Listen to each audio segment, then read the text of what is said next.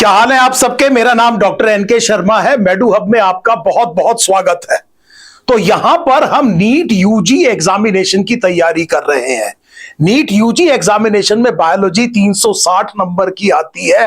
Cut off recent trends में आपको यह पता चल रहा है कि काफी हाई जाती है। पेपर पूरा एनसीईआरटी से आता है। बायो में 360 में से 360 नंबर लाना बहुत जरूरी है। इसका मतलब यह हुआ कि हम ये जो सीरीज कर रहे हैं, हमारा टारगेट यह है कि हम बायो में 360 में से 360 नंबर लेके आए। और इसकी वजह से जो गवर्नमेंट मेडिकल कॉलेज है, गवर्नमेंट मेडिकल कॉलेज में हमारी सीट पक्की हो सके। Now this is what we want to achieve with biology.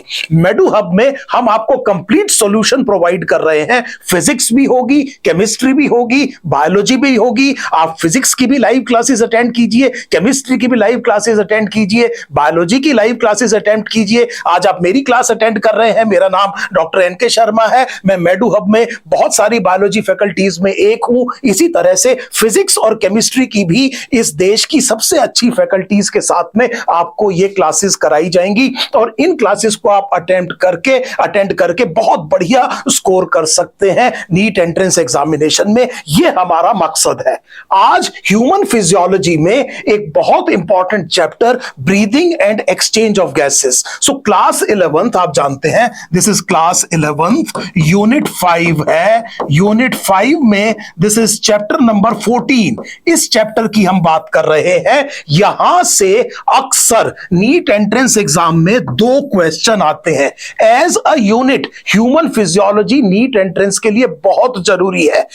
देखिए, दो वजह से बहुत ज्यादा जरूरी है ह्यूमन फिजियोलॉजी आपके लिए। एक तो ये कि यहां से 13 से 15 क्वेश्चन आ सकते हैं। तो जो टोटल 90 क्वेश्चंस करने हैं, उसमें 15 क्वेश्चंस हो सकते हैं कि ह्यूमन फिजियोलॉजी से आ जाए। अगर आप ह्यूमन फिजियोलॉजी के एक्सटेंशन में ह्यूमन रिप्रोडक्शन, रिप्रोडक्टिव हेल्थ और ह्यूमन हेल्थ एंड डिजीज अगर आप इंक्लूड कर लें, तो 90 में से 22-23 क्वेश्चन, करीब 25% क्वेश्चन इस पार्ट से आ सकता है। और वैसे भी जब आप मेडिकल कॉलेज में जाएंगे तो फर्स्ट ईयर में एनाटॉमी, बायोकेमिस्ट्री और जो तीसरा सब्जेक्ट होता है वो फिजियोलॉजी है। और यही एक्सटेंशन आपको लेकर के मेडिकल कॉलेज में जाना है। इस फिजियोलॉजी को आप normal functioning of the organ कहते हैं। जब आप एमबीबीएस सेकंड ईयर में जाएंगे तो आपको पैथोलॉजी पढ़ाया जाएगा। पहले आपने फिजियोलॉजी पढ़ी कि ऑर्गन नॉर्मली कैसे काम करते हैं, फिर आप अगले साल जाकर के ये पढ़ेंगे कि उनमें गड़बड़ क्या हो सकती है, डिजीज क्या हो सकती है, उसे पैथोलॉजी कहते हैं। और फिर थर्ड ईयर ऑनवर्ड्स आप ये पढ़ना शुरू करेंगे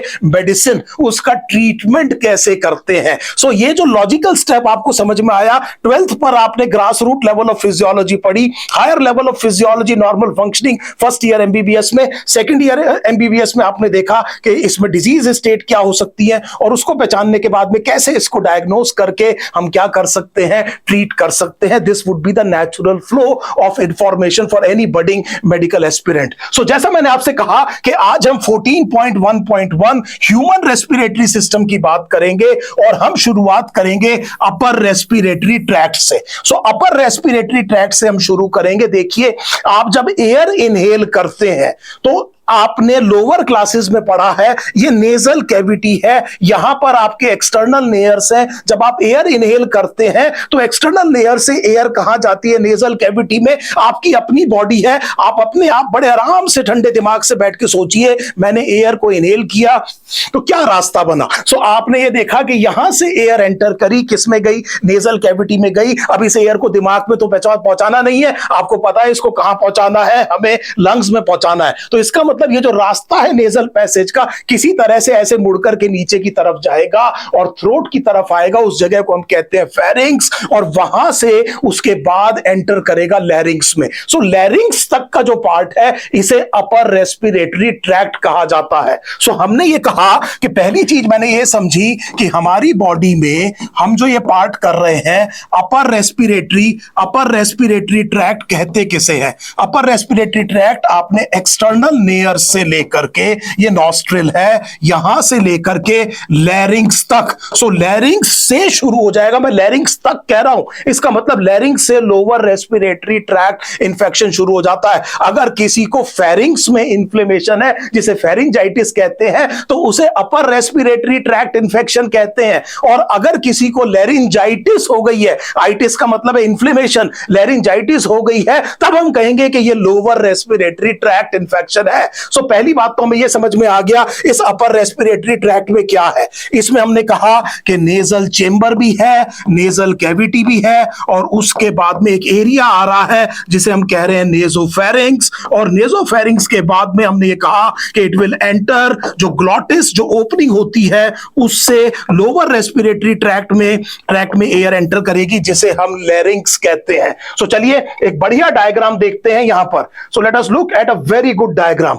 ये जो डायग्राम आपको दिखाई दे रहा है यहां पर, इस डायग्राम को बड़े ध्यान से देखिए, ये अपर रेस्पिरेटरी ट्रैक्ट है। So this is what is upper respiratory tract. इसका मतलब यह हुआ कि यहां से जो एयर है, देखिए बच्चे, यहां से जो एयर है वो एंटर करी, ये रहा नॉस्ट्रिल, इससे एयर एंटर करी, ये नेजल कैविटी है, एयर इस तरह से बेंड हुई, और बेंड होने के बाद में यहां से जो एयर है इस वाले पार्ट पे आई, ये वो जगह है जिसे आप नेजोफेरिंक्स कहेंगे। और यहां से अल्टीमेटली होते हुए ये जो पर्टिकुलर जगह है जिसे आपने एपिग्लॉटिस कहा, through the glottis it will enter into the larynx. ये लैरिंग्स में क्या करेगा? एंटर करेगा। तो कहने का मतलब ये हुआ कि अगर आप ये देख रहे हैं यहां से आपका अपर रेस्पिरेटरी ट्रैक्ट शुरू हुआ, अगर मैं ऐसे खड़ा हूं तो आप पहचानने की कोशिश कीजिए एक्सटर्नल एयर कहां है, उसके बाद एयर एंटर करी, ये वो नेजल कैविटी है, ये इस तरह से कर्व किया, इस एरिया में आके खुला, जिस एरिया को आपने क्या कहा, इस एरिया को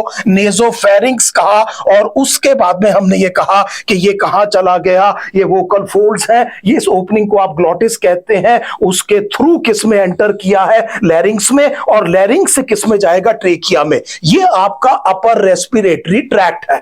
एक और चीज देखिएगा इसमें बड़े ध्यान से, इधर देखिए, आप थोड़ा सा अपनी बॉडी के बारे में इमेजिन कीजिए। ये ओरल कैविटी है, ये जो कैविटी है इसे ओरल कैविटी या बक्कल कैविटी भी कहते हैं। अगर आप होमोसेपियंस हैं तो आपके अंदर भी है, बहुत रटने की जरूरत नहीं है, आपकी अपनी बॉडी है। जैसे ही आपने खाना खाया तो आप एनिमल हैं, आप में होलोजोइक न्यूट्रिशन है, आपने खाने को इंजेस्ट किया। फिर समझिए, आप होलोजोइक न्यूट्रिशन, हिट्रोट्रॉफ है, आप अपना खाना खुद नहीं बना सकते। ये किचन में खाना बनाने वाली बात नहीं हो रही है, ये इनऑर्गेनिक कार्बन को ऑर्गेनिक कार्बन में फिक्स करने की बात हो रही है। कहिए न कहिए कि सर हम अपना खाना तो खुद ही बनाते हैं, हमारे घर में तो खाना बनता है। इस तरह से आप ऑटोट्रॉफ नहीं है। इसका मतलब यह है जैसे ग्रीन प्लांट्स अपना खाना खुद बनाते हैं। इसका मतलब यह हुआ कि इनऑर्गेनिक कार्बन, जो कार्बन डाइऑक्साइड है, उसको ऑर्गेनिक कार्बन, ग्लूकोज जैसी चीजों में वो फिक्स कर सकता है। वो चीज है जिसे हम कहते हैं ऑटोट्रॉफ।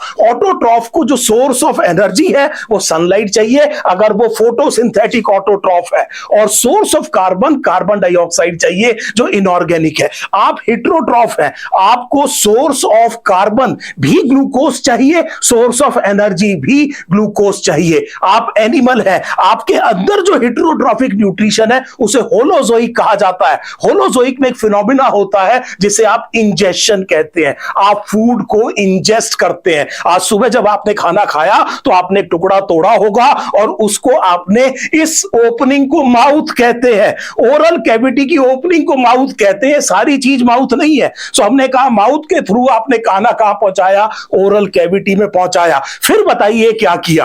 आपने खाने को इंजेस्ट किया, खाना कहां पहुंचा? ओरल कैविटी में। ओरल कैविटी में कोई चीज है जिसकी मदद से आपने इस खाने को तोड़ा, छोटे छोटे टुकड़ों में तोड़ा। इस प्रोसेस को कहते हैं मैस्टिकेशन, और ये एक मैकेनिकल प्रोसेस है डाइजेशन का। हम पिछले चैप्टर में पढ़ चुके हैं, आप छोटी क्लासेस में भी पढ़ के आए हैं कि डाइजेशन दो तरह का हो सकता है, एक मैकेनिकल डाइजेशन, एक केमिकल डाइजेशन। मैकेनिकल डाइजेशन में बड़ी चीजों को छोटी चीजों में तोड़ा जाता है, केमिकल में कॉम्प्लेक्स को सिंपल में तोड़ा जाता है। दोबारा सुनिए, मैंने यह कहा कि अगर मैं मैकेनिकल प्रोसेस की बात कर रहा हूं, मैकेनिकल डाइजेशन की बात कर रहा हूं, तो बड़ी चीज को छोटे में तोड़ रहा हूं। अभी मैंने उसका केमिस्ट्री चेंज नहीं किया है, लेकिन अगर मैं केमिकल चेंज कर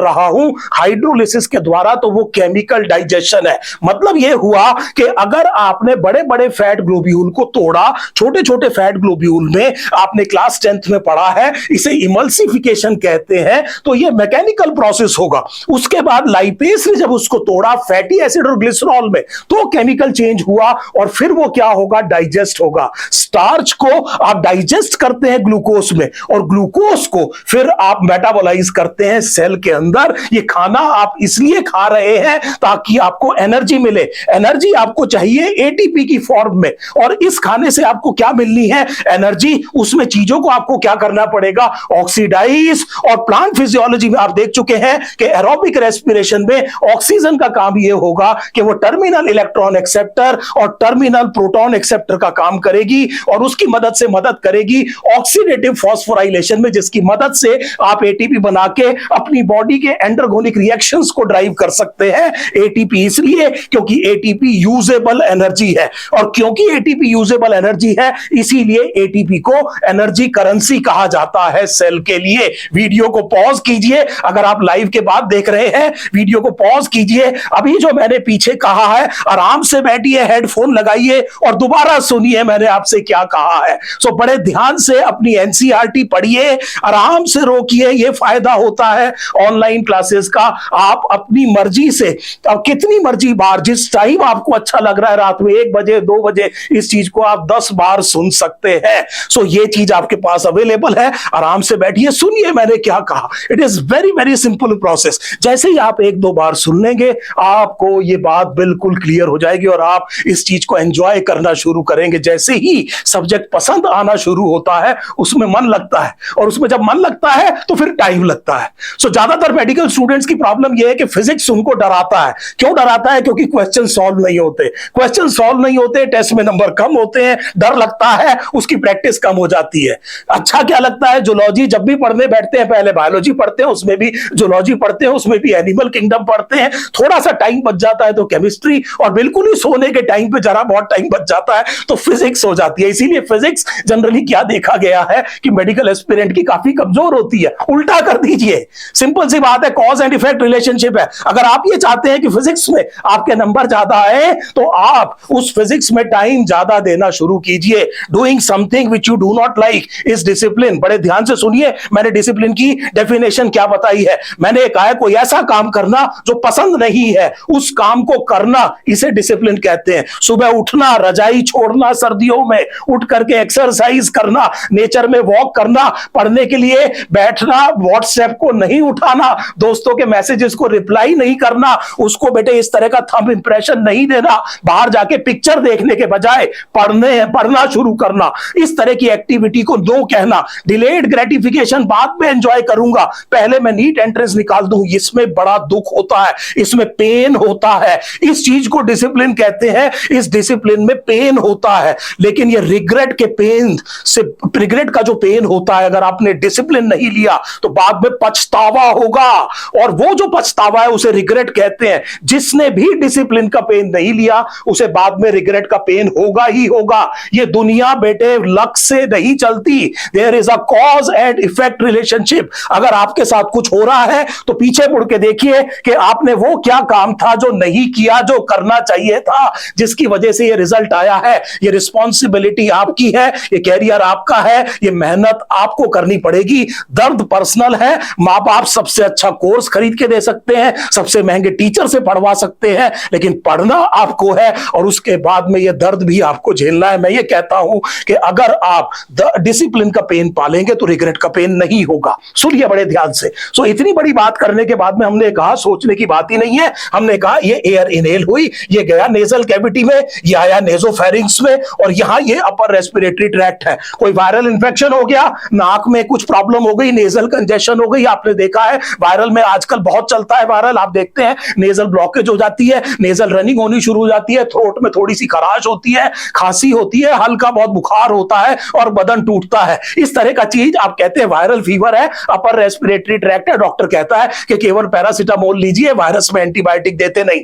अब ये बात बिल्कुल क्लियर हो गई। अब ये बताइए कि ये जो पर्टिकुलर पार्ट है ये क्या फंक्शन कैरी कर रहा है। सो ये जो पार्ट है, यहां पर जो एपिथेलियम प्रेजेंट है उस एपिथेलियम को आप कहते हैं दिस इज सीलिएटेड एपिथेलियम। सो यहां पर जो आपको एपिथेलियम दिखाई दे रहा है बेटे, ये सीलिएटेड एपिथेलियम है। बड़े ध्यान से मेरी बात सुनिएगा। सो ये जो एपिथेलियम है ये सीलिएटेड है।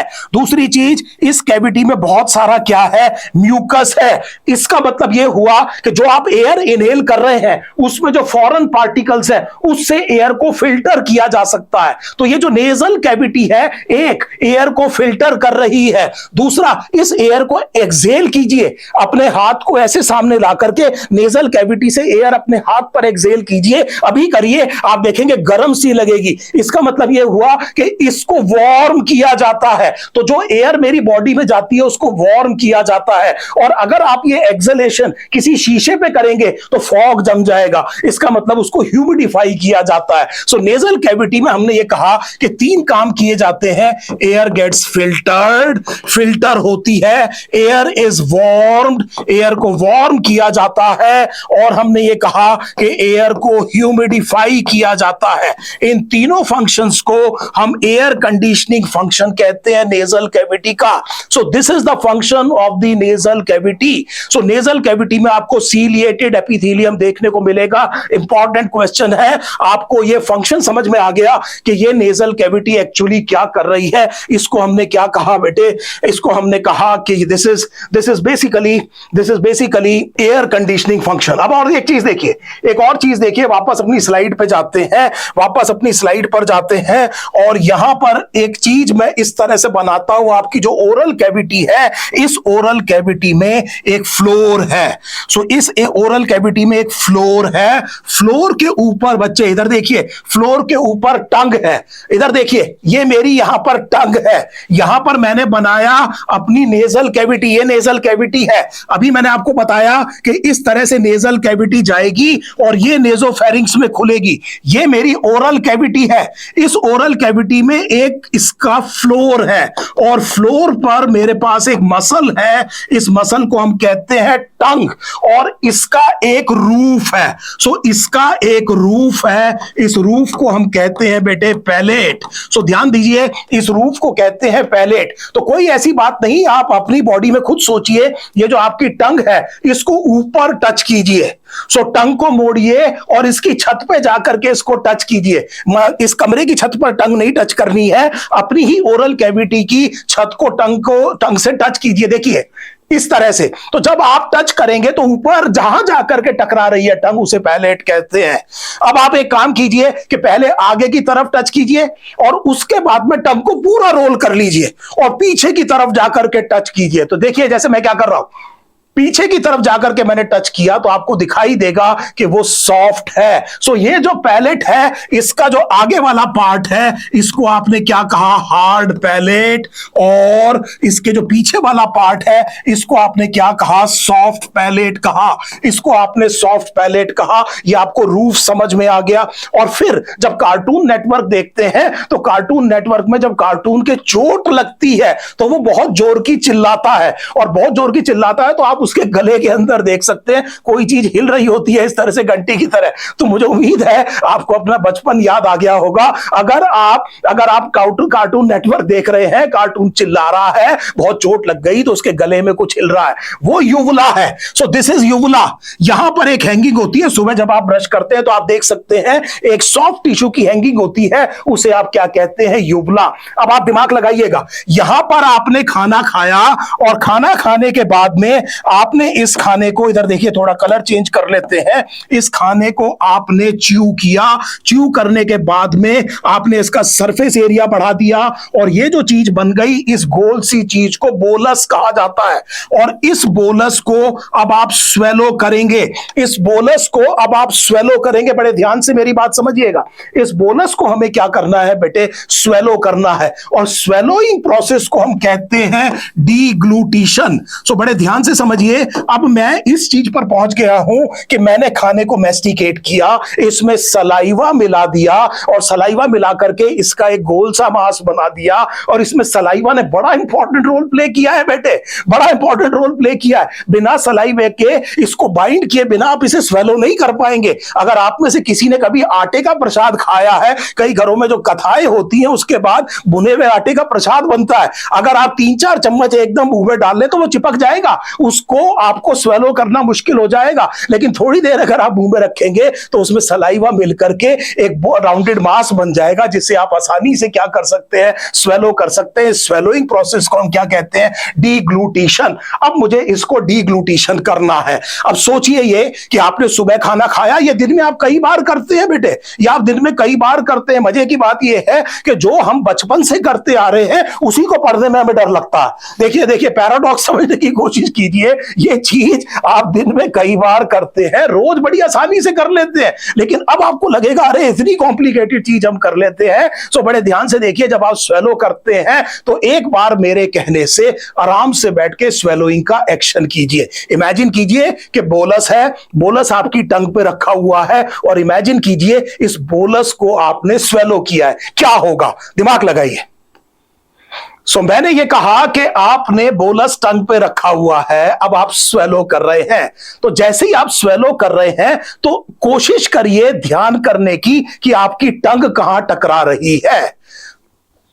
स्वेलो कीजिए, क्या आपकी टंग ऊपर जाकर के हार्ड पैलेट पर टकरा रही है? आंसर है हाँ। तो आपने देखा कि टंग कहां जा रही है, ऊपर जा रही है। फिर कर लीजिए, तो स्वेलो करेंगे तो कहां जा रही है, हार्ड पैलेट पे जा रही है। सो इसका मतलब ये टंग जाकर के कहां टकरा रही है बेटे, ऊपर। अगर टंग ऊपर जा रही है तो मुझे बताइए इसका क्या होगा। ये जो गोला आपने रखा हुआ ये पीछे लुढ़केगा कि नहीं लुढ़केगा? इट विल स्लाइड डाउन और बैकवर्ड और नॉट। ये पीछे की तरफ बेटे जाएगा, और पीछे की तरफ जाएगा तो पीछे कौन है बेटे, युवला। तो ऐसे समझिए ये युवला है। यहां से आपने बोलस को क्या करना शुरू किया, स्वेलो किया, और ये बोलस जाके किस में टकराया, युवला। ये युवला स्ट्रेट हो गई बेटे, दिस इज अ हैंगिंग। और जिस टाइम पर आप इस गोले को क्या कर रहे हैं, स्वेलो कर रहे हैं, उसने इस युवला को क्या कर दिया, स्ट्रेट कर दिया। सो जैसे ही ये युवला स्ट्रेट हो गया तो ये नेजल ब्लॉकेज हो गई, नेजल कैविटी ब्लॉक हो गई। खाना खाने के दौरान खाना नाक में नहीं घुसेगा, उसकी वजह ये युवुला है। Now this is the question that I am trying to tell you. ये जो क्वेश्चन है जो मैं आपको बताना चाह रहा हूं वो क्वेश्चन ये है कि जब आप स्वेलो करते हैं तो खाना उस टाइम पर क्यों नाक में नहीं घुसता।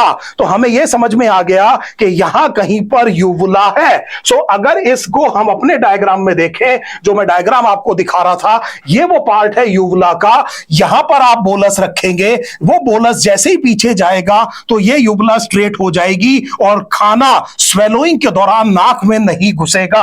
आई hope this is now absolutely clear. अब एक प्रॉब्लम और रह गई है, एक प्रॉब्लम और रह गई है कि आपकी नेक में ये जो आप पकड़ रहे हैं, जो एडम्स एप्पल जिसे कहते हैं, ये लैरिंक्स का पार्ट है, ये लैरिंक्स का पार्ट है, और लैरिंक्स की कंटिन्यूएशन को ट्रेकिया कहते हैं, और ट्रेकिया विंड पाइप है। यहां पर एक और पाइप है जिससे आप खाना ट्रांसफर करते हैं, उसे आप ईसोफेगस कहते हैं। तो सोचिए ये कि गले के लोअर पार्ट में दो ट्यूब्स हैं, एक ट्यूब तो खाना कंडक्ट कर रही है जिसे ईसोफेगस कहते हैं, और एक ट्यूब एयर कंडक्ट कर रही है जो लैरिंक्स की कंटिन्यूएशन में जिसे ट्रेकिया कहा जाता है। एक विंड पाइप है, एक फूड पाइप है।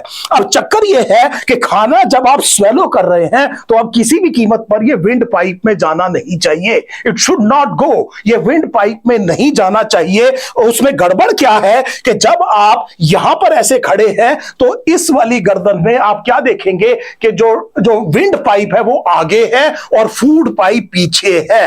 Now this is the problem. फिर समझने की कोशिश कीजिए असर्शन रीजन। ऐसा क्यों खतरा है? क्योंकि खाने को पहले किसके ऊपर से होके जाना पड़ेगा, विंड पाइप के ऊपर वाले एरिया से होकर के, उसके पीछे फूड पाइप है। अगर ये दो पाइप है तो आगे वाला पाइप विंड पाइप है, पीछे वाला पाइप क्या है, ईसोफेगस है। तो अगर मैं यहां पर बनाऊं तो ईसोफेगस पीछे है, और ये जो पार्ट है लैरिंक्स जिसकी कंटिन्यूएशन क्या होगी, ट्रेकिया, वो आगे की तरफ है। आगे की साइड को आप क्या कहेंगे, वेंट्रल साइड कहेंगे। पीछे क्या कहते हैं बेटे, डोर्सल साइड कहते हैं। बहुत सारी टर्म्स मैं आपको करा रहा हूं, इस वीडियो को बार बार देखिए, आप बहुत कंफर्टेबल हो जाएंगे। 2-3 बार इस वीडियो को वॉच कीजिए, हर बार पॉज करके देखिए और देखिए क्या मुझे मतलब पता है, what is ventral, what is dorsal. Sir जब मीडियन कहते हैं इसका मतलब क्या है, मीडियल कहते हैं तब इसका मतलब क्या है, सुपीरियर का मतलब क्या है, लेटरल का मतलब क्या है। सो जैसे जैसे आप कंफर्टेबल होते जाएंगे, बिलीव करना इस थोड़े से डिसिप्लिन से 360 नंबर लाना बहुत आसान काम हो जाएगा। सो अब हमने ये कहा कि प्रॉब्लम ये है, एक प्रॉब्लम तो सॉल्व हो गई। सो यहां पर लिखते हैं प्रॉब्लम सॉल्व। यहां पर हमने एक प्रॉब्लम सॉल्व कर दी, खाना जो है नेजल कैविटी में एंटर नहीं करेगा, so it is not going to enter into the nasal cavity. अब मैं यहां नहीं घुसने देना चाहता हूं, यहां पर नहीं घुसने देना चाहता हूं। अब देखिए बड़े ध्यान से, ये जो ओपनिंग है इस ओपनिंग को कहेंगे ग्लॉटिस, इस ओपनिंग को कहेंगे ग्लॉटिस। इसके बाद जो पार्ट है इसे आप कहेंगे लैरिंक्स। सो मैं एक और यहां पर सेक्शन बनाता हूं। इधर देखिए, अगर ये किसी भी चीज का लॉन्ग एक्सिस है, सुनिए बड़े ध्यान से, ये एक ट्यूब है, इस ट्यूब का ये लॉन्ग एक्सिस है। ध्यान दीजिए, एक बहुत इंपॉर्टेंट टर्म आपको करा रहा हूं, इसके परपेंडिकुलर अगर आपने इसको कट किया, फिर समझ लीजिए, लॉन्ग एक्सिस के परपेंडिकुलर अगर आपने कट किया, सेक्शन किया, तो इसे टीएस कहा जाता है, ट्रांसवर्स सेक्शन। बार बार आप अपनी एनसीईआरटी में देखते हैं TS of anther, TS of this, TS of monocot stem. तो ये टीएस है क्या, ये ट्रांसवर्स सेक्शन है। ट्रांसवर्स सेक्शन किसे कहते हैं, लॉन्ग एक्सिस के परपेंडिकुलर आपने किसी चीज को कट कर दिया, फिर जब आप ऊपर से देख रहे हैं तो आपको इस तरह का एरिया दिखाई देगा। 12th के लेवल पर यह समझिए कि यहां पर दो वोकल फोल्ड्स होंगे, और इन वोकल फोल्ड्स में एक चीज होती है उसे कहते हैं वोकल कॉर्ड, और ये जो बीच की जो ओपनिंग है इसे हम क्या कहते हैं, ग्लॉटिस कहते हैं, ग्लॉटिस कहते हैं। अब एक काम करिए, बड़े ध्यान से मेरी बात समझिएगा, बहुत ध्यान से मेरी बात समझिए। एक आप कड़े जैसी चीज ले लीजिए, टेक अ बैंगल, एक बैंगल ले लीजिए और उस पर दो रबर बैंड कस के बांध दीजिए। सो जैसे मैंने मान लीजिए ये चीज अटैच करी है, इमेजिन कीजिए आपके पास एक बैंगल है और आपने उसमें कस के बहुत टाइट दो रबर बैंड्स बांध दिए हैं। अगर मैं उन रबर बैंड्स को वाइब्रेट करूं, उन्हें हिलाऊं, तो क्या होगा, तो ये बताइए क्या होगा। अगर वो रबर बैंड हिलेंगे तो क्या होगा। सो बिल्कुल ठीक कहा आपने कि सर साउंड प्रोड्यूस होगी। इस तरह से लैरिंक्स साउंड प्रोड्यूस करते हैं। जो मैं बोल रहा हूं उसमें फोनेशन। सो काम क्या हो गया, प्रोडक्शन ऑफ साउंड किसे कहते हैं बेटे, फोनेशन। फोनेशन का मतलब क्या हुआ, प्रोडक्शन ऑफ साउंड। ये किसका काम है, लैरिंक्स का काम है। क्या ये बात बिल्कुल क्लियर हो गई कि लैरिंक्स साउंड प्रोड्यूस करता है। आपने अभी क्या प्रोड्यूस की है, साउंड, और ये साउंड इन वोकल फोल्ड्स के वाइब्रेशन की वजह से प्रोड्यूस होती है। लैरिंक्स का फंक्शन समझने की कोशिश कीजिए कि क्या है। अब आप एक काम कीजिए, बोलिए सा। सो मेरे साथ साथ आपने सा बोलना है, और सोचिए वो कौन सी मसल है जिसने इस साउंड को इस वर्ड में कन्वर्ट किया है। साउंड कहां से प्रोड्यूस हुई है, लैरिंक्स से। अब मैं ये पूछ रहा हूं कि इससे आपने साउंड प्रोड्यूस करने के बाद में सा कैसे बोला। सो बोलने को आप कहेंगे आर्टिकुलेशन। मुझे उम्मीद है हर बच्चे को फोनेशन और आर्टिकुलेशन में अंतर समझ में आ गया होगा। फोनेशन का मतलब है आपने साउंड प्रोड्यूस की, और आर्टिकुलेशन का मतलब साउंड को आपने शब्दों में कन्वर्ट किया। तो जैसे ही आपने शब्दों में कन्वर्ट किया तो आप देखिए सा में आपने टंग को सबसे ज्यादा मूव किया होगा। दोबारा बोलिए सा। तो जैसे ही आपने सा बोला तो आप देख रहे हैं कि टंग की मूवमेंट हुई। अब आप बोलिए पा। तो जैसे ही आप पा बोलेंगे तो आप देखेंगे कि लिप्स की मूवमेंट हुई, और ये जो दो मसल्स हैं ये साउंड को शब्दों में कन्वर्ट करती है। इसे हम कहते हैं articulation. Articulation will be a function of muscles of tongue as well as lips. कुछ चीजें आप प्रीडोमिनेंटली लिप्स की मूवमेंट से बोलेंगे, कुछ चीजें आप प्रीडोमिनेंटली टंग की मूवमेंट से बोलेंगे। मुझे उम्मीद है ये बात आपको बहुत अच्छी तरह समझ में आ गई होगी। अब एक चीज और देखिए, हम उस डायग्राम पे वापस जा रहे हैं, उसको देखिए दोबारा से, इस डायग्राम को बड़े ध्यान से देखिए। यहां पर अगर आप देखेंगे तो एक कार्टिलेजनस फ्लैप लाइक स्ट्रक्चर है। सो ध्यान से देखिए, हम ये कह रहे हैं कि यहां पर एक कार्टिलेजनस फ्लैप लाइक स्ट्रक्चर है। इसको मैं अभी आपको मार्क करके दिखाता हूं। चलिए ब्लैक कलर से करते हैं, इसको मार्क करते हैं। ये स्ट्रक्चर देखिए, ये वाला स्ट्रक्चर देखिए, ये स्ट्रक्चर एपीग्लॉटिस है। सो इस स्ट्रक्चर को आपने क्या कहा बेटे? एपी। एपी का मतलब है ऊपर, किसके? ग्लॉटिस के। सो ग्लॉटिस के ऊपर यहां पर एक स्ट्रक्चर है जिसे आप एपीग्लॉटिस कहते हैं। जो पढ़ चुके हैं इस चीज को, उनको एक बड़ी इंटरेस्टिंग बात बताता हूं। इस एपीग्लॉटिस पर भी टेस्ट बड होते हैं बेटे, इस एपीग्लॉटिस पर भी टेस्ट बड होते हैं। अब आप एक काम कीजिए कि आप अपने इस पार्ट को पकड़िए, थोड़ा सा, बहुत ज्यादा कस के नहीं पकड़ना है, थोड़ा सा यहां पर इसको पकड़िए और पकड़ने के बाद में जैसे स्वेलो करते हैं उसको करिए और महसूस कीजिए कि यहां पर क्या मूवमेंट हो रही है। दोबारा समझिए, अपने हाथ को ऐसे पकड़िए, स्वेलो कीजिए जैसे पानी पीते हैं और हाथ से महसूस कीजिए कि यहां पर मूवमेंट कैसी हो रही है लैरिंग्स की, किस तरह से मूवमेंट हो रही होगी एपीग्लॉटिस की। तो चलिए सब इकट्ठे करते हैं इसको। तो आप देखेंगे झटका सा लगता है ऊपर की तरफ, देखिए। तो ये जो चीज है उसकी वजह से ये हुआ कि ये जो एपीग्लॉटिस है ये ऐसे टिल्ट करता है और कवर कर लेता है ग्लॉटिस को, और इसकी वजह से जो खाना है इस रैंप के ऊपर से स्लिप करके ईसोफेगस में चला जाता है। सो क्वेश्चन क्या है कि डीग्लूटिशन या स्वेलोइंग के दौरान वो क्या चीज है जो खाने को विंड पाइप में एंटर नहीं करने देती? तो पहला आंसर मेरा क्या हो गया बच्चे? एपीग्लॉटिस हो गया। एपीग्लॉटिस क्या करेगा बेटे? इस तरह से रैंप बना देगा। इस तरह से जैसे ही आप स्वेलो करेंगे तो उस मूवमेंट की वजह से ये इस तरह से झुक जाएगा और ये रैंप बन जाएगा। इस वाले पार्ट को ये कवर कर देगा, ये भी ऊपर जाएगा, दोनों चीजें एक दूसरे के पास में आ जाएंगी और खाना इसके ऊपर से फिसल के इस ईसोफेगस में जाएगा। देखिए ईसोफेगस की लोकेशन कहां पर है, ये है ईसोफेगस। और खाना किस में नहीं जाएगा बच्चे? लैरिंग्स में नहीं जाएगा और लैरिंग्स से ट्रेकिया में नहीं जाएगा। क्या ये बात क्लियर हो गई? तो हमने ये कहा कि चलिए अब हम अपनी स्लाइड पर वापस चलते हैं। हमने ये कहा कि क्या चीज ऐसी है जो प्रिवेंट करती है। So the basic question is what prevents. चलिए मैं इस क्वेश्चन को लिख देता हूं। What prevents the entry of food into wind pipe during swallowing. और अभी मैंने आपसे ये कहा कि आपको ये बताना पड़ेगा कि स्वेलोइंग को बायोलॉजी में क्या कहा जाता है। आपने कहा कि सर इसको डीग्लूटिशन कहा जाता है, और डीग्लूटिशन के लिए जो सेंटर है, स्वेलोइंग सेंटर, इसको भी कंट्रोल करा जाता है बेटे। एवरीथिंग बेटे is controlled by the brain. Ultimately in the human body the highest seat of control, highest seat of coordination will always be the brain. और ये जो स्वेलोइंग है इसका भी सेंटर आपको बहुत सारे सेंटर की तरह मेडुला ओब्लोंगाटा में देखने को मिलेगा। सो मेडुला ओब्लोंगाटा में स्वेलोइंग का सेंटर लोकेटेड है आपकी बॉडी का। एक और चीज समझिए, हमने कहा कि इसमें जो पहला आंसर हो गया दैट आंसर इज एपीग्लॉटिस, और हमें यह बात बिल्कुल क्लियर हो गई कि यह काम एपीग्लॉटिस करता है। तो मैंने यहां पर पहला आंसर लिखा, इसका मतलब कोई और चीज भी है, कोई और चीज भी है जो कि प्रिवेंट करती है फूड को एंटर करने से विंड पाइप के अंदर। क्या आप सोच सकते हैं, क्या आपने कभी पढ़ा है कि एपीग्लॉटिस के अलावा भी कोई ऐसी चीज है जो कि बहुत इंपॉर्टेंट है और जब हम स्वेलो करते हैं तो खाने को विंड पाइप में जाने नहीं देती? शाबाश, इस चीज का आंसर बताइए। तो होता यह है कि जिस टाइम पर मैंने वो वोकल फोल्ड्स बनाए थे, तो ये वोकल फोल्ड्स जब आप स्वेलो करते हैं तो इस तरह का वोकल फोल्ड समझिए। सो चलिए इस तरह से समझिए, ये दो वोकल फोल्ड्स हैं बेटे, ये इस तरह का वोकल फोल्ड है। जब आप स्वेलो करेंगे बीच में ग्लॉटिस है तो वोकल फोल्ड्स अप्रोक्सीमेट हो जाते हैं बच्चे, इस तरह से वोकल फोल्ड बंद हो जाते हैं और वोकल फोल्ड बंद होने के बाद में लैरिंग्स की ओपनिंग को बंद कर देते हैं, खाना नहीं जाएगा। अब किस में बेटे? लैरिंग्स के अंदर। Can you imagine what we are saying? तो जब भी आप स्वेलो करेंगे तो ये ऐसे बंद हो जाएगा।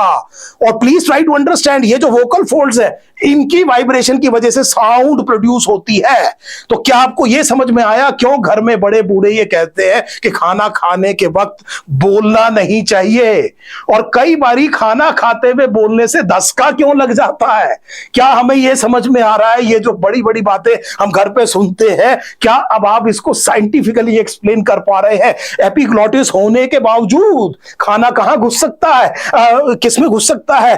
लैरिंग्स में घुस सकता है अगर आप बोल रहे रहे हैं खाना खाते हुए। सो खाना खाते हुए बोलना नहीं चाहिए, क्योंकि अदरवाइज वोकल फोल्ड अप्रोक्सीमेट नहीं होंगे, ग्लॉटिस खुला रह सकता है, चांस ये है कि खाना किसमें घुस जाए and it will create some problem. I hope this is now absolutely clear. So पहला जो डायग्राम है, एक बार मैं दोबारा आपको ये डायग्राम दिखा देता हूं, आपको बहुत अच्छे से समझ में आ गया कि यहां से क्या क्या क्वेश्चन पूछे जा सकते हैं, यहां से क्या क्या क्वेश्चन पूछे जा सकते हैं। ये बात बिल्कुल क्लियर हो गई बेटे। आप देख लीजिए एक बार इस डायग्राम को। चलिए अब मैं एक दूसरा डायग्राम आपको दिखाता हूं। ये आपका कंटिन्यूएशन ऑफ लैरिंग्स है। सो उधर देखिए, यहां पर ये लैरिंग्स था, लैरिंग्स के बाद में ये विंड पाइप है, ये रही वो विंड पाइप जिसे आपने क्या कहा, ट्रेकिया। और ये ट्रेकिया अब इस एयर को, this is the continuation of the larynx, ये एयर को लेके आ रही है आपके ऑर्गन्स तक। जो दो ऑर्गन्स ये प्रेजेंट आपको दिखाई दे रहे हैं, ये ऑर्गन्स लंग्स है। सो ह्यूमन बीइंग्स में there are two lungs, a right lung and a left lung. और जो ट्रेकिया है, ध्यान से देखिए, ये जो ट्रेकिया है ये एयर को लैरिंग्स से लंग्स तक लेकर के जा रही है। और बड़े ध्यान से देखिए, ये जो लंग्स हैं ये जिस जगह होंगे वो आपकी बॉडी का ये पार्ट है। तो चलिए एक बार फिर मैं अपनी स्लाइड पर चलता हूं और आपको स्लाइड पर एक और चीज समझाते हैं। यहां पर ध्यान दीजिएगा बेटे, हम ये कह रहे हैं कि ये आपकी बॉडी है, इस बॉडी में ये बेटे मस्कुलर डायफ्राम है, ये मस्कुलर डायफ्राम है, यहां पर एक लंग्स है, एक लंग यहां पर है। This is the position of the lung. इस जगह को आप कहते हैं थोरैक्स, इसको आप क्या कहते हैं, थोरैक्स। डायफ्राम के नीचे वाली चीज को आप क्या कहते हैं बच्चे, एब्डोमेन। और बड़े ध्यान से मेरी बात सुनिएगा बेटे, इनके बीच में जो जगह है, ये जो पार्ट है थोरैक्स के बीच में, दोनों लंग्स के बीच में, इस पार्ट को कहते हैं मीडियास्टाइनम। उठाइए एनसीईआरटी, देखिए ये शब्द अच्छे से समझ में आ रहे हैं कि नहीं आ रहे हैं। और ये वो मीडियास्टाइनम है जिसमें आपको दिखाई दे रहा है कि ये ट्रेकिया डिसेंड कर रही है, ये ट्रेकिया डिसेंड कर रही है। और फिफ्थ थोरैसिक वर्टिब्रा के लेवल पर आकर के it divides into two principal bronchus, दो मेन ब्रोंकस में डिवाइड करती है। इस पॉइंट को हम कहते हैं कैरिना, इस पॉइंट को हम कहते हैं कैरिना, फिफ्थ थोरैसिक वर्टिब्रा। सो जब अगर आप यहां से गिनेंगे, आप अपनी ये चिन्ह इस तरह टच करिए, बिल्कुल इस तरह टच कीजिए, सबसे ऊपर गर्दन में नीचे की तरफ आपको एक बहुत प्रोमिनेंट पार्ट दिखाई देगा, ये सेवन सर्वाइकल वर्टिब्रा है, इसे वर्टिब्रा प्रोमिनेंस कहते हैं। उसके बाद अगर आप अपनी उंगली से नीचे जाएंगे तो T1, T2, T3, आपको पता है 12 थोरैसिक वर्टिब्रे होते हैं, तो आप 5वें थोरैसिक वर्टिब्रा पे जाएंगे, उस लेवल तक मीडियास्टाइनम में ट्रेकिया डिसेंड करके डिवाइड हो जाती है दो प्रिंसिपल ब्रोंकस में, एक राइट लंग के लिए और एक लेफ्ट लंग के लिए। उम्मीद है ये बात समझ में आ गई होगी। चलिए अब मैं डायग्राम पर कुछ चीज आपको एक्सप्लेन करके बताता हूं। इधर देखिए, दोनों लंग्स में अगर आप बड़े ध्यान से देखें तो राइट लंग में 3 लोब्स आपको दिखाई दे रहे हैं। कुछ लाइंस देखिए और उन लाइंस की मदद से ये देखिए कि लंग्स को कुछ अलग अलग लोब्स में डिवाइड किया गया है। सो ध्यान से देखें बच्चे। So let me take the pen, let me select the pen. तो मैं ये कह रहा हूं कि यहां पर अगर आप देखें तो ये वो पार्ट है बेटे, ये वो पार्ट है, ये वो पार्ट है। Let us take the pen. So just excuse me, हाँ मैंने पेन ले लिया है। ये एक आपको जो दिखाई दे रहा है ये पार्ट, ये एक देखिए, इसे बेटे एक पार्टीशन कहेंगे, एक पार्टीशन ये दिखाई दे रहा है आपको, देखिए बड़े ध्यान से। और एक लोब ये रहा, एक लोब ये रहा और एक लोब ये रहा। दोबारा आप देख रहे हैं ये ट्रांसवर्स फिशर है, अगर आप देखेंगे तो ये ओब्लिक है। और टोटल नंबर ऑफ लोब्स कितने, 3। तो राइट लंग में कितने लोब्स हैं बेटे, 3। आप आइए लेफ्ट लंग में, केवल आपको एक ओब्लिक फिशर दिखाई दे रहा है। So total number of lobes कितने हो गए, 2। So please try to understand. Lungs में एक तो बात ये समझिए कि टोटल नंबर ऑफ जो लोब्स है वो राइट लंग में कितने हैं बच्चे, 3 है, और लेफ्ट लंग में कितने हैं, 2 है। दूसरी चीज, एक पिक्यूलैरिटी आपको ये दिखाई देगी कि ये जो लेफ्ट लंग है इसके अंदर ये आपको नॉच दिखाई दे रही है। ये लेफ्ट वेंट्रिकल को एकोमोडेट करने के लिए है।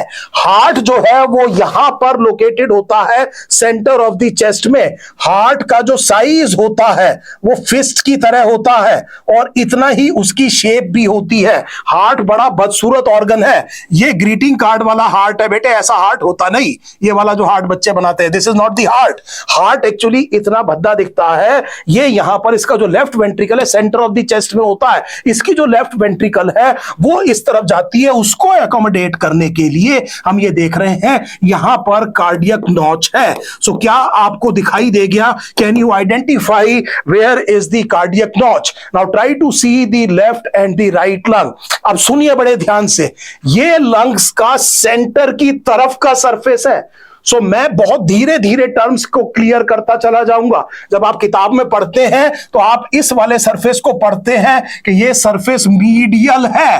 मीडियल मतलब सेंटर की तरफ, और ये वाला जो सरफेस है ये लेटरल है। सेंटर से दूर की तरफ वाले सरफेस को लेटरल कहा जाता है। मीडियल सरफेस पे एक ओपनिंग है, देखिए एनसीईआरटी में इस शब्द को, ये जो ओपनिंग है इस ओपनिंग को हाइलम कहा जाता है। So there is a hilum in each of the lungs. इन हाइलम से ब्रोंकाई अंदर जाएगा, इसी हाइलम से पल्मोनरी आर्टरी जो कि डीऑक्सीजनेटेड ब्लड लेके जा रही होगी वो एंटर करेगी, और इसी हाइलम से बाहर आएगी पल्मोनरी वेन जिसमें ऑक्सीजनेटेड ब्लड होता है। देखिए कितने सारी चीजें मैं आपको रिवाइज करा रहा हूं। यहां से ब्रोंकस अंदर जाएगा, आर्टरी अंदर जाएगी। Artery is a blood vessel that carries blood away from the heart. Pulmonary artery में डीऑक्सीजनेटेड ब्लड होता है, आप जानते हैं। ये लंग्स में ऑक्सीजनेशन के लिए लेके आ रही है। लंग्स में जब बेटे ब्लड प्यूरिफाई हो जाएगा या ऑक्सीजनेट हो जाएगा तो पल्मोनरी वेन्स उसको वापस हार्ट तक लेके आएंगी, और ये वो हार्ट है जो मीडिया स्टाइनम में है। यहीं पर अयोटा होगा, और अयोटा के वेंट्रल खास तौर पे बड़ा डेवलप्ड यंगर एज में एक एंडोक्राइन ग्लैंड होगा, अयोटा के वेंट्रल। क्या आप इस एंडोक्राइन ग्लैंड का नाम जानते हैं? क्या आपने 9th 10th में इसको पढ़ा है? आपको याद है कि इस एंडोक्राइन ग्लैंड का क्या नाम है?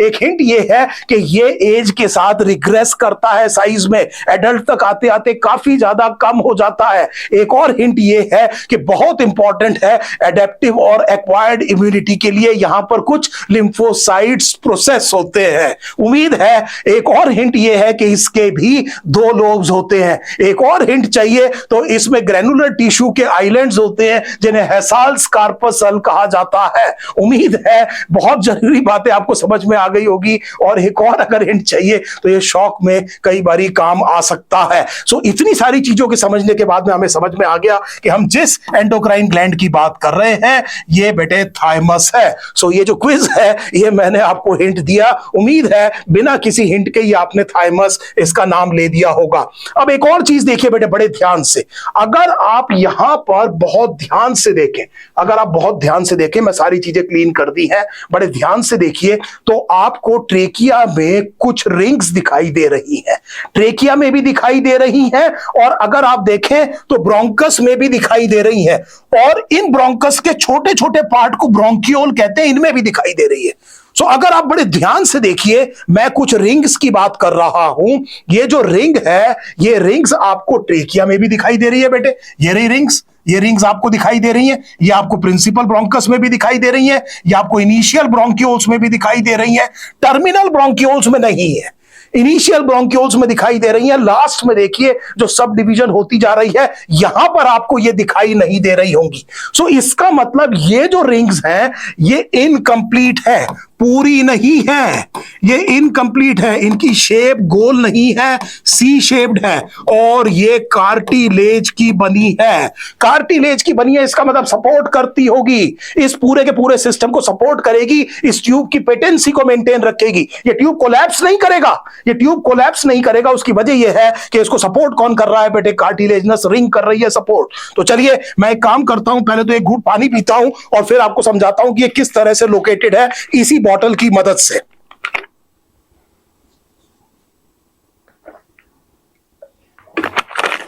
ये देखिए, इसको इमेजिन कीजिए ये ट्रेकिया है और ये कार्टिलेजनस रिंग है, सी शेप्ड।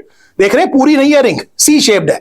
इसको यहां पर मैंने अटका दिया, 1 2 3 4, मुझे उम्मीद है आपको समझ में आ रहा है। इस तरह से मैंने इनको यहां से सपोर्ट कर दिया। जब आप पीछे देखेंगे तो ये डेफिशिएंट है। डॉर्सल साइड में आपको नहीं दिखाई दे रही है, कंप्लीट नहीं है बेटे, ये इस तरह से है। Can you imagine? और वेंट्रल साइड पर ये रिंग्स है, लेकिन कहां नहीं है बेटे? शाबाश, डॉर्सल साइड पर नहीं है। उसकी वजह है, क्या आपको याद है इसके पीछे क्या चीज है? याद कीजिए, अभी थोड़ी देर पहले मैंने आपको बताया था इसके पीछे है क्या चीज। Yes, absolutely right. इसके पीछे क्या है बेटे? ईसोफेगस। और ईसोफेगस में क्या जाता है बेटे? खाना। और जब आप खाना जाते हैं, खाना डालते हैं ईसोफेगस के अंदर, तो वो ईसोफेगस को एक्सटेंड करेगा, बोलस उसको डिस्टेंड करेगा, और डिस्टेंड करेगा तब उसको जगह चाहिए।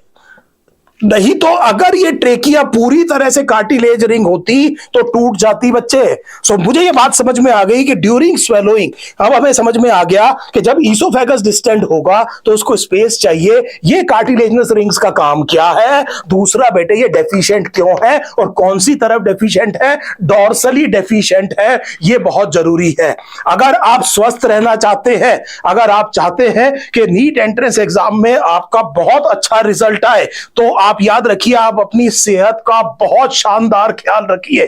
क्योंकि यह बात सच है कि जितने आप स्वस्थ होंगे, जितना शारीरिक रूप से स्वस्थ होंगे, उतना ही मानसिक रूप से भी स्वस्थ होंगे, और प्रेशर में आप ज्यादा अच्छा परफॉर्म कर पाएंगे। क्यों कह रहा हूं? क्योंकि इस काम के लिए सबसे जरूरी चीज यह है कि खूब पानी पीते रहिए। पानी पीना सबसे जरूरी है, जैसा कि अब मैं कर रहा हूं।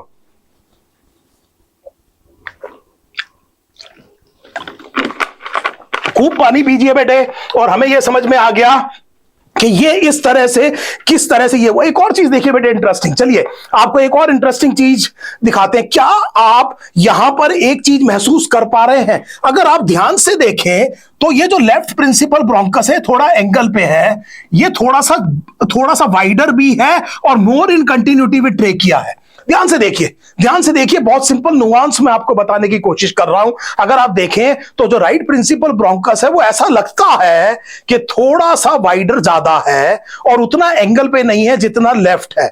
इसकी इंप्लीकेशन क्या है? अगर कोई फॉरेन बॉडी गलती से भी रेस्पिरेटरी ट्रैक्ट में आ गई तो इनवेरिएबली, ऑलमोस्ट ऑलवेज ये मान के चलिए, आपको लेफ्ट लंग में मिलेगी, राइट लंग में मिलेगी। कहां मिलेगी? राइट लंग में मिलेगी। लेफ्ट लंग में फॉरेन बॉडी के एंटर करने की संभावना काफी कम होती है। एक इस तरह का क्वेश्चन भी आप समझ सकते हैं। उसकी वजह यह है कि यह जो प्रिंसिपल ब्रोंकस है इस ट्रेकिया के साथ कंटिन्यूड भी है, और उसके बाद हमने ये कहा कि इसका थोड़ा सा डायमीटर भी ज्यादा है।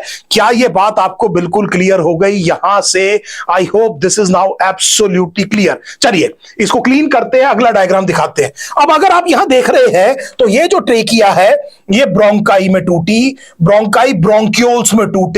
ब्रोंक्यूल्स जो है बेटे इनिशियल और क्या है? टर्मिनल है। तो सबसे पहले आप अपनी एनसीईआरटी देखिए। सबसे पहले हमने कहा कि आपके पास ट्रेकिया है, ट्रेकिया टूटा बेटे प्रिंसिपल ब्रोंकस में। प्रिंसिपल ब्रोंकस बेटे प्राइमरी ब्रोंकाई, प्राइमरी ब्रोंकाई के बाद में देखिए एनसीईआरटी सेकेंडरी ब्रोंकाई, उसके बाद में आप देखेंगे टर्शरी ब्रोंकाई, उसके बाद में इसके जो छोटे छोटे वो है उन्हें आप कहते हैं इनिशियल ब्रोंक्यूल्स, और उसके बाद आप कहते हैं टर्मिनल ब्रोंक्यूल्स। सो ये बेटे टूटता जाता है टर्मिनल ब्रोंक्यूल्स। टर्मिनल ब्रोंक्यूल्स के बाद भी रेस्पिरेटरी ब्रोंक्यूल होता है। मैं एक और स्लाइड में आपको दिखाऊंगा। हुआ ये है कि यहां पर ये टूटा, इसमें प्रिंसिपल ब्रोंकस में ये टूटा बेटे, कुछ और ब्रोंकस में, ये सेकेंडरी ब्रोंकाई में, ये टर्शरी ब्रोंकाई में, ये इनिशियल ब्रोंक्यूल्स में, और फिर उसके बाद में ये टर्मिनल ब्रोंक्यूल्स में, और उसके बाद में रेस्पिरेटरी ब्रोंक्यूल। तो मैंने ये जो सब डिवीजन की है एक बड़ा ह्यूज ट्रेकियो ब्रोंकियल ट्री बना दिया है। So what I have made here is called as a tracheo bronchial tree. इसको हम ट्रेकियो ब्रोंकियल ट्री कहते हैं। आपको दिख रहा है पेड़ की तरह, और अगर नहीं दिख रहा है तो इस वाली स्लाइड को देखिए। एक काम करते हैं, इस वाली स्लाइड को देखते हैं। Let us see what happened. चलो दोबारा खोलते हैं इसको। Just give me a minute. तो इसको क्लोज कर देते हैं। लेट अस से, हाँ ये ऐसे आएगा। तो ये देखिए बेटे, अब आप देखिए बड़े ध्यान से, ये आपकी बॉडी में इतना ह्यूज नेटवर्क है। क्या आपको दिखाई दे रहा है बच्चे? Can you see this? Just सोच के देखिए बेटे हम क्या बात कर रहे हैं। जस्ट इमेजिन करिए कितने सब डिविजन्स हैं, और इनके एंड पर, इन सब के एंड पर एक टर्मिनल सैक लाइक स्ट्रक्चर है जिसे एल्वियोलाई कहा जाता है। और वो जो एल्वियोलाई है दोनों लंग्स में मिलाकर के 300 मिलियन, सुनिए ध्यान से बेटे, नंबर 1 मिलियन का मतलब होता है 10 लाख, और दोनों लंग्स में मिलाकर के 300 मिलियन एल्वियोलाई हैं। 300 मिलियन एल्वियोलाई को अगर खोल के बिछा दिया जाए तो क्लास 10th एनसीईआरटी के बॉक्स में एक बहुत इंपॉर्टेंट इंफॉर्मेशन लिखी है कि इसका एरिया 80 मीटर स्क्वायर तक हो सकता है। 10 मीटर बाई 8 मीटर इतना बड़ा कारपेट इसको कवर कर सकता है। लेफ्ट वेंट्रिकल देखिए और राइट वेंट्रिकल जो ब्लड पंप करते हैं, जिसे स्ट्रोक वॉल्यूम कहते हैं नॉर्मल सर्कमस्टांसेस में, वो बड़े ध्यान से अगर आप देखें तो एक बारी में 70-80 ml होता है। 70-80 ml बेटे, जो आपके घर में ग्लास होता है वो भी 200 ml का होता है, करीब करीब, छोटे से छोटा ग्लास भी, तो उसमें भी 1/3 ग्लास की बात कर रहा हूं। और इतने को आप बिछा करके देखिए इतने एरिया में। अब आपको समझ में आया होगा मैं क्या कह रहा हूं, आपको इसका मैग्नीट्यूड समझ में आया। अब आप देख रहे हैं कि कितना जबरदस्त डिफ्यूजन के लिए एडेप्टेशन है आपकी बॉडी में। Such a huge surface area has been provided, 80 metre square बेटे, इतने में हमें इतना पानी को बिछाना है। जस्ट इमेजिन करिए कि इस डिफ्यूजन को फैसिलिटेट करने के लिए कि ये बहुत रैपिडली हो पाए।